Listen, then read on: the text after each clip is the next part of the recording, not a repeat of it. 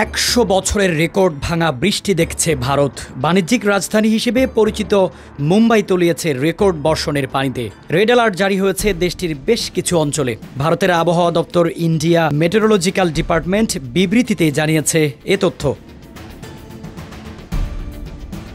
আইএমডির পরিসংখ্যান অনুযায়ী চলতি মে মাসে এখন পর্যন্ত ৪৩৯ মিলিমিটার বৃষ্টি হয়েছে মুম্বাইয়ে। এর আগে শুধু মে মাসে সর্বোচ্চ বৃষ্টিপাতের রেকর্ড হয়েছিল ১৯১৮ সালে। সে বছরের মে মাসে মোট ২৫৭.৮ মিলিমিটার বৃষ্টি হয়েছিল সেখানে। স্থানীয়রা বলছে, মুম্বাইয়ে সাধারণত মে মাসে বর্ষাকাল শুরু হয়, এবার তার অনেক আগে এসেছে বর্ষা। সাধারণত জুনের ১১ তারিখের পর থেকে বর্ষা মৌসুম শুরু হয়, তবে এবার বর্ষা এসেছে ২৫ মে থেকে। আরব সাগরের উপকূলে ভারতের সবচেয়ে বৃষ্টিপ্রবণ শহরগুলোর মধ্যে মুম্বাই অন্যতম। অনেক সময় শহরটিতে বর্ষণের পরিমাণ এত বেশি হয় যে পুরো শহর ডুবে যায়।